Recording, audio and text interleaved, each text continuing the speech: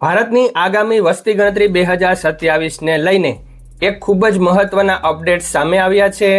વસ્તી ગણતરીની પ્રક્રિયા શરૂ કરવા માટે સરકારે સુપરવાઇઝર અને ગણતરીદારોની નિમણૂક કરવાની પ્રક્રિયા હાથ ધરી છે। આજના વિડીયોમાં આપણે જોઈશું કે આ નિમણૂક કેવી રીતે થશે, કોની પસંદગી થશે અને ગણતરીના કયા માપદંડો નક્કી કરવામાં આવશે, એટલે કે કેટલી જનસંખ્યા મુજબ કેટલા ગણતરીદાર મૂકવામાં આવશે। તો મિત્રો આજનો વિડીયો પૂરો જોજો।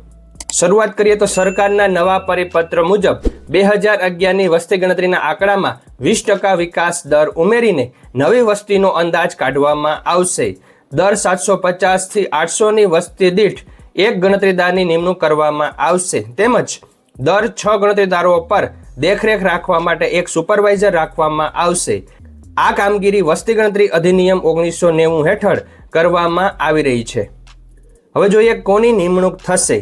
આ યાદીમાં મુખ્યત્વે રાજ્ય સરકારના અથવા સ્થાનિક સંસ્થાના શિક્ષકો, ચૂંટણીની કામગીરીમાં રોકાયેલા કર્મચારીઓ, સરકારી ક્લાર્ક અને અન્ય સરકારી કર્મચારીઓનો સમાવેશ કરવામાં આવશે।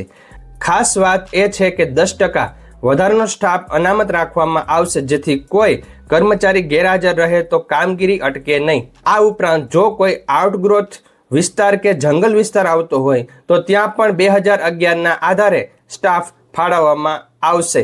તો મિત્રો, જો તમે સરકારી કર્મચારી કે શિક્ષક છો તો તમારી ફરજ આ વસ્તી ગણતરીમાં આવી શકે છે અને આ માહિતી વધુમાં વધુ લોકો સુધી શેર કરજો। વિડીયો ગમ્યો હોય તો લાઈક કરજો અને ચેનલને સબસ્ક્રાઇબ કરવાનું ભૂલતા નહીં। Thank you very much. જય શ્રી કૃષ્ણ।